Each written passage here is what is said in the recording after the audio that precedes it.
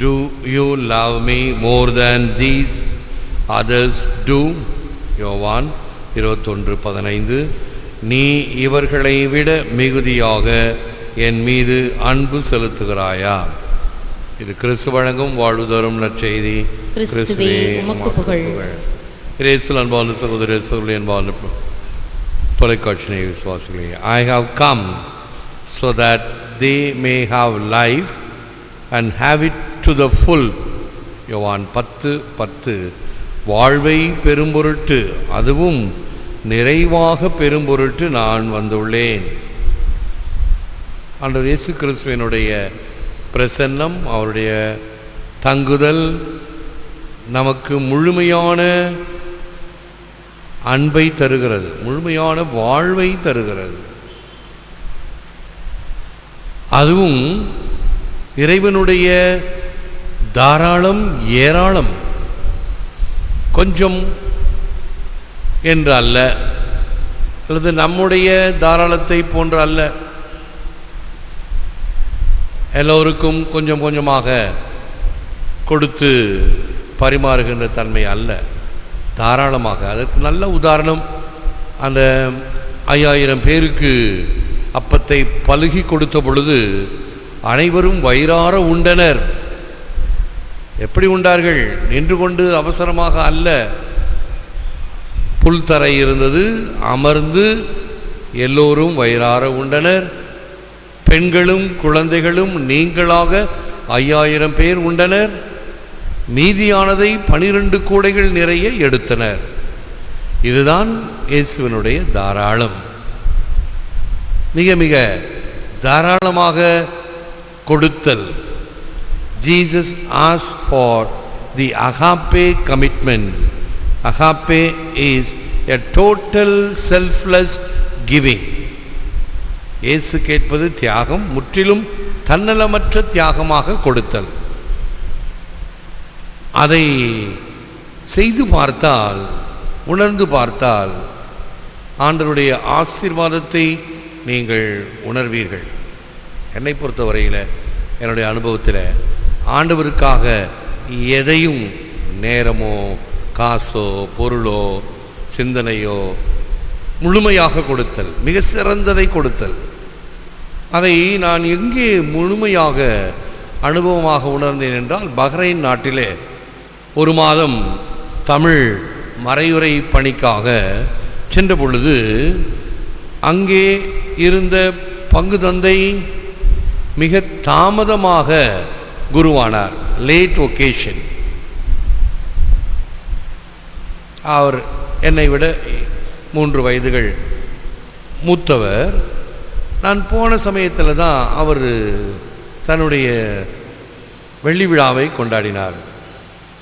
அதுக்கு முன்னாடியே நான் கொண்டாடிட்டேன்னு நினைக்கிறேன், இல்லை அதை விட குறைவாக நினைக்கிறேன். ஒரு குருத்துவ ஆண்டு நிறைவு திருப்பலி ஒப்பு கொடுத்தார்களோ ஞாபகம் இல்லை. பிறகு அவரை பற்றி அறியும் பொழுது என்ன கேள்விப்பட்டேன், அவர் கோவாவை சார்ந்தவர், ஒரு நல்ல பர்சனாலிட்டி, நல்ல ஒரு வேலை வாய்ப்பு அபுதாபியில், கை நிறைய சம்பளம். ஆனால் தினமும் அவர் திருப்பலிக்கு செல்வார். அந்த திருப்பலியை அபுதாபியில் இருக்கக்கூடிய ஆயர் நிறைவேற்றுவார். இவர் பூசை உதவி செய்வார். வேறு யாரும் பையன்க கிடையாது, ஆகவே பூசை உதவி செய்வார்.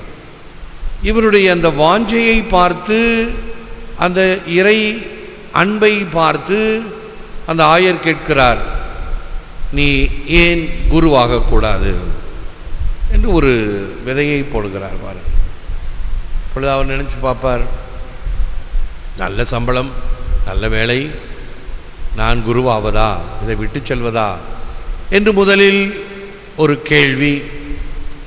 மறுபடியும் எப்படி லோயோலா இஞ்ஞாசியார் சவரியாருக்கு ஒருவன் உலகம் முழுவதையும் ஆதாயமாக்கி கொண்டாலும் தன் ஆன்மாவை இழந்தால் அதனால் என்ன பயன் என்பதை சொல்லி சொல்லி அவரை இறைவன் பக்கம் ஈர்த்தாரோ, அதே போன்று இவரும் நீ ஏன் ஒரு குருவாகக்கூடாது என்று சொல்ல சொல்ல அவர் ஒரு நாள் அந்த ஆயரிடம், நான் குருவாக விரும்புகிறேன், உடனே ஆயர் மகிழ்ச்சியோடு அவரை ஏற்றுக்கொண்டு அவரை ரோமைக்கு அனுப்புகிறார். குருமடத்தில் சேர்ந்து ஒரு குறுகிய படிப்பு படிப்பதற்கு. ஏற்கனவே அவர் வேலை செய்கின்ற ஒரு 20 வயது 25 வயதை கடந்த ஒரு வாலிபர். ஆகவே ரோமையிலே அவர் படித்து மறைந்த, இப்பொழுது புனிதர் பட்டம் பெற்ற அருள் சின்னப்பர் கரங்களினால் குரு பட்டம் பெற்று மறுபடியும் இந்த அபுதாபி, அந்த கல்ஃப் கண்ட்ரீஸ் இருக்கக்கூடிய பகுதிகளுக்கு அனுப்பப்பட்டார். ஆங்காங்கு பல இடங்களிலே பணி செய்து, நான் சென்ற பொழுது பஹ்ரைன் நாட்டில் அவர் பங்கு தந்தையாக பணி செய்கின்றார். அங்கே பார்த்தேன் ஒரு ஆலயத்தை எப்படியெல்லாம் மிக மிக தி பெஸ்ட் என்ற வகையில் இருக்க முடியும் என்பதை அவர் சாதித்து காட்டிக்கொண்டே இருந்தார். அதனுடைய ஒரு துளிதான் இப்பொழுது நீங்கள் பார்க்கின்ற இந்த புனரமைப்பு பணிகள். ஆலயத்தில் எல்லாம் the best to the Lord அப்படி இருக்கும். மக்களை கேட்டபொழுது சொல்வார்கள், இந்த ஃபாதர் வரத்துக்கு முன்னாடி பூசைய ஒரு சின்ன ஹால் தான் இருக்கும். ஹாலுக்குள்ளார ஏசி இருக்கும், வெளியில் கண்ணாடி போட்டிருக்கும். அந்த ஹாலுக்குள்ளார போனவங்க மட்டும்தான் நிம்மதியாக பூசை காண முடியும் இந்த வெயிலில். மீதி பேரெல்லாம் நாங்கள் ஏறக்குறைய ஒரு 25,000 பேரிலிருந்து 30,000 பேர் கத்தோலிக்க கிறிஸ்துவர்கள். மீதி பேர் நாங்கள் எல்லாம் வெளியிலே நிற்க வேண்டும். பொசுக்கும் வெயிலிலே வியர்வை வழிந்து ஓடும். டிஷ்யூ பேப்பரை வச்சு தொடச்சி போட்டுக்கிட்டு இருப்போம். பூசைக்கு வந்தால் இந்த அருட்தந்தை வந்தார். நீண்ட விசாலமான இந்த சென்ட்ரலைஸ்ட் ஏசி போட்டு இந்த கோவிலை கட்டியிருக்கிறார். என்ன அருமையான கோவில் பாருங்கள். Centralised AC. நான் சொல்வது 15 வருடங்கள், 2000 நான் சென்றேன், 15 வருடங்களுக்கு முன்பு. அப்பொழுது இந்த 15 வருடங்களுக்கு முன்பு இந்த கேமராவை அங்கு பார்த்தேன் முதல் முறையாக. இந்த கேமரா அந்த சக்ரிஸ்டன் காட்டுறார். சக்ரிஸ்ட் அறையில் இங்கிருந்து நான் எதையும் பார்க்கலாம். பீடத்தில் நற்கரணை பெட்டி சாவி வைத்திருக்கிறேனா இல்லையா என்று அங்கே இருக்கக்கூடிய மவுஸ் அதை வச்சு கிளிக் பண்ணி ஜூம் பண்ணி நற்கரணை பெட்டி கேட்குறார், சாவி எங்கே இருக்கிறது. அந்த கடைசியில் இருக்கக்கூடிய தீர்த்த தொட்டியில் தீர்த்தம் இருக்கிறதா அப்படியே மூவ் பண்ணி அந்த தீர்த்த தொட்டி பார்க்குறார். தீர்த்த தொட்டியில் தண்ணி இருக்கு. ஆஹா, 2000 ஆண்டு, என்ன அற்புதமான வசதிகள், நினைத்து பார்க்க முடியவில்லை. அருட்தந்தை சோலாசோ என்று அவருக்கு பெயர். பஹ்ரைன் நாட்டில் சென்றவர்களுக்கெல்லாம் அந்த பங்கு தந்தையை பற்றி தெரியும். எங்கு போனாலும் விருந்தினர்கள் தந்தையர் வந்தால் தங்குவதற்கு அருமையான இடம். எல்லா இடத்துலையும் ஏசி போட்டிருக்கும். அங்கே இருக்க முடியாது, அவ்வளோ வெப்பமான நாடு. இந்த வெராண்டாவெல்லாம் ஏசி இருக்கும். அப்பொழுது பாருங்கள் எப்படி இந்த பண்பை கற்றுக்கொண்டோமோ அங்கேயும். அப்போ நான் என்ன செய்வேன், சில பேர் என்ன பண்ணுவாங்க, கதவெல்லாம் திறந்து விட்டுட்டு போயிட்டே இருப்பாங்க. ஏசி வீணாக ஓடிக்கொண்டு இருக்கும். அதை போய் நான் எல்லாம் சாத்துவேன், கதவெல்லாம் சாத்தி. அந்த ஏசி வீணாகக்கூடாது. தேவையில்லாத இடத்தில் இப்போ நம்ம ஃபேனை போட்டுட்டு போடுறோம் இல்லையா, அந்த மாதிரி தான். ஒருத்தர் இருப்பார், கோயில் பூரா ஃபேன் ஓடணும். அவர் சந்தா கட்டுறாரா இல்லையோ அது வேற கேள்வி. ஆனால் கோயில் பூரா ஃபேன் ஓடணும் அவர். அப்படி அங்கு செய்தேன். எங்கெல்லாம் தேவையில்லாமல் ஏசிகள் ஓடிக்கொண்டிருக்கனவோ அவைகள் நிறுத்தப்பட்டன. நான் போய் வேணுமென்றே. அப்பொழுது சொன்னார், இப்பொழுது நாங்கள் இங்கே இந்த பஹ்ரைன் நாட்டில் சுதந்திரம் இருக்கிறது. ஆகவே மக்கள் எல்லா இடத்திலும் வந்து நின்று கொண்டு திருப்பலி காணலாம். பிறகு ஒரு நாள் ஒரு சட்டம் கொடுத்து வெளியிலே மக்கள் கூடக்கூடாது, 144 மாதிரி போட்டு வெளியிலே கூடக்கூடாது என்றால் இந்த மக்கள் எங்கிருந்து வழிபாடை நடத்துவார்கள் என்று சொல்லி இந்த டிவி இப்போ நம்ம வச்சிருக்கிறோமே அந்த மாதிரி டிவி கோவிலில் பக்கத்தில் இருக்கக்கூடிய 2-3 பெரிய ஆடிட்டோரியம் ஹாலில் அங்கெல்லாம் திருப்பலி நடப்பதை மக்கள் பார்க்க முடியும். சென்ட்ரலைஸ் டிவி ப்ரோக்ராம் 10 வருடங்களுக்கு முன்பு. அப்பெல்லாம் இந்த மாதிரியெல்லாம் நான் செய்ய ஆரம்பிக்கவில்லை.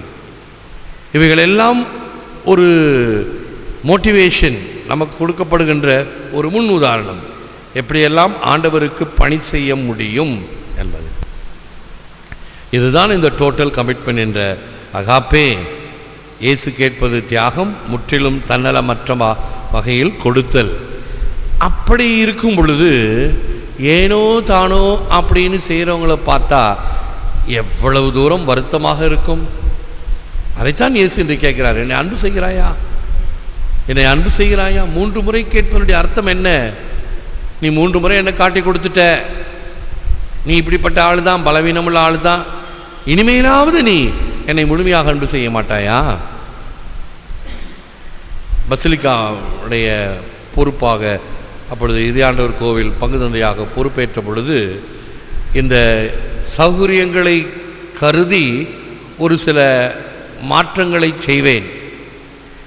அதாவது இந்த பாடல் வகுப்பு இப்படி சைடில் போகணும், அந்த ஆராதனை கோவிலுக்கு பக்கத்தில் இருந்தால் 2க்கும் அது உதவும், திருப்பலிக்கும் அதன் பிறகு ஆராதனைக்கும் உதவும். அந்த ஒயரிங் எல்லாம் சக்ரிஸ்டுக்கு நேராக வரத்துக்கு அதுவும் சௌகரியமாக இருக்கும். சற்று மாற்றி அமைத்தல் வேண்டும் என்று அந்த திருவழிபாட்டு குழு முதலில் திருவழிபாட்டு குழுவில் கலந்து ஆலோசித்து அதன் பிறகு நிர்வாக குழு பங்கு பேரவைக்கு கொண்டு வருதல். திருவழிபாட்டு குழுவில் ஒரு சிஸ்டர் சொல்கிறாங்க, ஃபாதர் 5 நிமிஷம் தானே ஆராதனை, அந்த 5 நிமிஷத்துக்கு என்னத்துக்கு ஃபாதர் இவ்வளோ தூரம் அலட்டிக்கிறீங்க? வார்த்தைகளை பாருங்கள். ஒரு சகோதரி ஒரு ஆராதனைக்கு இப்படி செய்தால் நன்றாக இருக்கும், சிறப்பாக இருக்கும் என்ற ஒரு ப்ரொபோசல் இன்றைக்கும் அது பயன்பட்டு கொண்டிருக்குது. அன்று கொடுக்கப்பட்ட மாற்றம் அருமையாக எல்லா வகையிலும் பல காரியங்களை, டெக்னிக்கலி அந்த சவுண்டு பொறுக்கிறதுக்கு இப்படி பல வகையில் அவங்களே அப்படி சொல்லும்போது என்னத்துக்கு ஒரு 5 நிமிஷம் ஆராதனைக்கு அலட்டிக்கிறீங்க? இவங்க எதுக்கு தான் அலட்டிக்க போகிறாங்கன்னு தெரியல. அன்பார்ந்த மக்களே, இதுதான் அநேக மக்களுடைய உள்ளத்தில். என்னத்துக்கு அலட்டிக்கணும்? போனோமா, பூசையை பார்த்தோமா, தோசையை சாப்பிட்டோமா, பூசை வச்சோமா, வேற முடிஞ்சுதா? என்னத்துக்கு அலட்டிக்கணும்? அப்போ என்ன அர்த்தம்? ஆண்டவருக்கு முழுமையாக கொடுக்க தியாகம் இல்லை.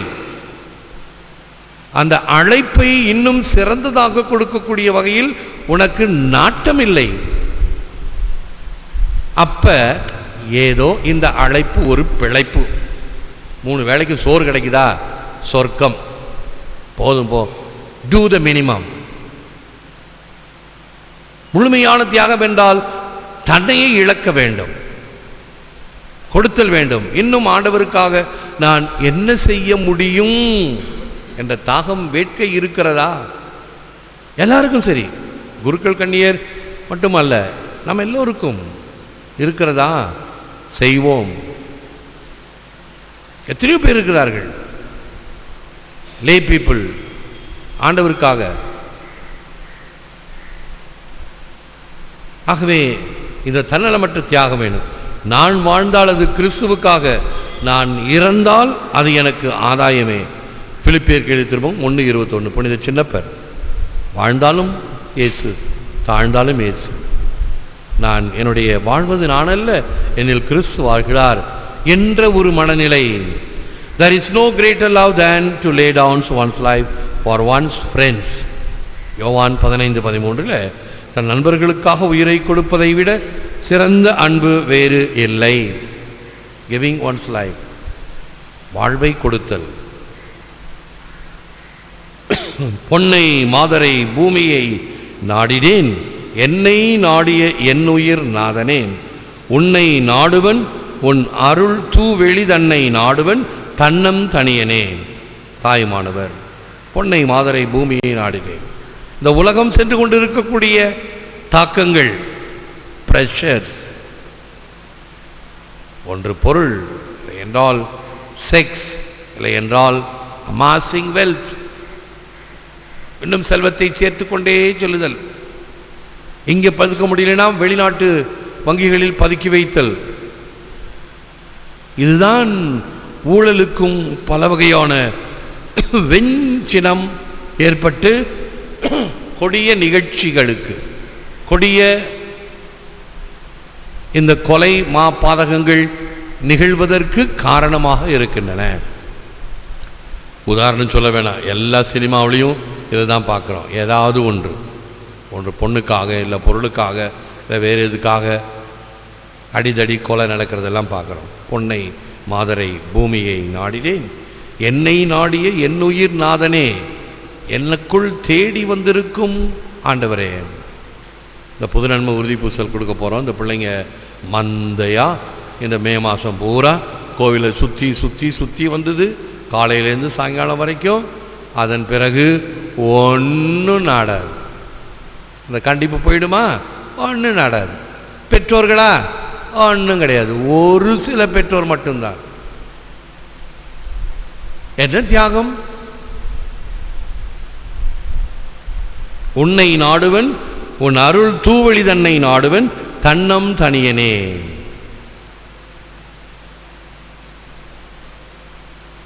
With God, alone with God என்று ஒரு அருமையான தியான புத்தகம் இருக்கிறது.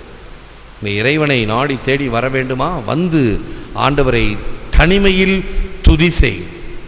அதற்குத்தான் இப்பொழுது உச்சகட்டமாக நாம் நற்கருணை ஒரு சிற்றாலயத்தை அமைக்க தயாராகி கொண்டிருக்கிறோம். ஆண்டவரை வந்து தனிமையிலே அவரை ஆராதனை செய்வோம், துதிப்போம், தோத்தரிப்போம், நேரத்தை கொடுப்போம், தாராளத்தை காட்டுவோம், தியாகத்தை கொடுப்போம்.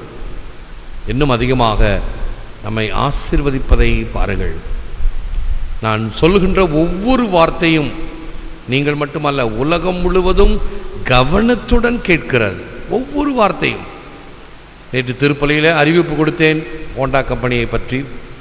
என்னுடைய தந்தையினுடைய ஆண்டு நிறைவு விழா திருப்பலியில் சொன்னேன், அறிவிப்பாக அல்ல, நடு திருப்பலியிலே சொன்னேன், திருப்பலி கருத்தோடு சேர்ந்து சொன்னேன். ஆனால் அதையும் கவனித்து கனடா தேசத்திலிருந்து ஒரு பெரியவர், என்ன ஒரு அருமையாக ஆண்டவர் உங்களை வழிநடத்துகிறார், ஆசிரியை கொடுக்கின்றார்.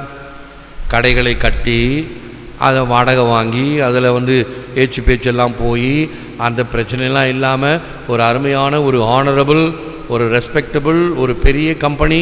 ஒரு தடவை கான்ட்ராக்ட் போட்டிங்கன்னா பிரச்சனையே இல்லை, ஆட்டோமேட்டிக்காக உங்களுக்கு மாதந்தோறும் அந்த வாடகை வந்து சேரும் அப்படின்னு சொல்லி அவருடைய அனுபவம். அந்த ஒரு ஹோண்டா கார் வாங்கினேன் நான் கனடாவில், அது இவ்வளோ தூரம் உழைச்சது, அடுத்தது ஒன்று வாங்கினேன், அடுத்தது ஒன்று வாங்கினேன்னு சொல்லி அவருடைய அனுபவத்தை மிக நகைச்சுவையாக எழுதி காட்டி, உங்கள் தந்தைக்காகவும் ஜெபிக்கின்றேன் என்று சொன்னார். ஒவ்வொரு வார்த்தையும் மக்கள் கவனிக்கிறார்கள். வழிபாட்டில் முழந்தாள் இருப்போம், ஜெபிப்போம். Lord Jesus, inflame my heart with your love and remove everything that is unloving, unkind, ungrateful, unholy and not in accord with your will. ஆண்டவராகிய இயேசுவே, என் இதயத்தை அன்பு தீயினால் பற்றி எரிய செய்தருளும். உம் உள்ளத்தில் இருக்கும் பகைமை, இரக்கமற்றத்தனம், நன்றி கெட்டத்தனம், கெட்ட நடத்தை மற்றும் உம் அன்புக்கு எதிரான யாவற்றையும் அகற்றி என்னை தூய்மையாக்கும். எல்லாம் வல்லவரே, நல்லவரே, உம்மை போற்றுகிறோம், புகழுகிறோம், நன்றி கூறுகின்றோம், ஆராதிக்கின்றோம். தேவரீ தாமே இந்த நற்கருணையிலே எமக்காக விற்றிருக்கின்றீர். உமக்கே நன்றி, துதி, தோத்திரம், புகழ், மகிமை உண்டாவதாக. நாங்கள் எங்கள் உள்ளத்தில் அந்த தியாகத்துடனும் தாராளத்துடனும் உமக்காக நேரத்தை கொடுக்க, எம்மையே உமக்காக அர்ப்பணிக்க வேண்டிய உள்ளத்தை தந்தருளும். இன்னும் சிறப்பாக பரிசுத்த ஆவியினுடைய வருகைக்காக செபிக்கின்ற இந்த நவநாட்களில் இன்னும் அதிகமாக எங்கள் உள்ளங்களை அன்பு தீயினால் பற்றி எரிய செய்தருளும். எங்கள் கடமைகளை சரிவரச் செய்யவும், சிறப்பாக செய்யவும், செம்மையாக செய்யவும் வேண்டிய அந்த உயரிய நோக்கத்தை எங்களுக்கு தாரும். மிகச் சிறந்ததை உமக்கு தரக்கூடிய வகையில் எங்கள் எண்ணங்களை உயர்வாக்கியருளும். எனும் யாரெல்லாம் எங்கள் ஜெபத்துக்காக பல வகையில் கேட்டிருக்கிறார்களோ அவர்களை நினைவு கூறுகிறோம். அந்தோணியம்மாளுடைய அறுவை சிகிச்சைக்காக, மோனிகா தெரேஸ் உடைய கல்லூரி சேர்க்கைக்காக, இவர்களெல்லாம் தொலைக்காட்சியின் வழியாக நம்முடைய திருப்பலியை தினமும் பார்த்து செபித்து கொண்டிருப்பவர்கள் தங்கள் தேவைகளை திருமுன் சமர்ப்பிக்கின்றார்கள். இன்னும் யாரெல்லாம் ஏற்கனவே தம் தேவைகளை சமர்ப்பித்திருக்கிறார்களோ இவர்களையும் கண் கூர்ந்து கண் பார்த்து கருணை கண் பாலித்து அவர்களுடைய தேவைகளை சந்திக்க வேண்டுமாய் ஜெபிக்கின்றோம். ஏற்று வரமருளும் இறைவா, காக்கும் கரங்களினால் ஆமென்.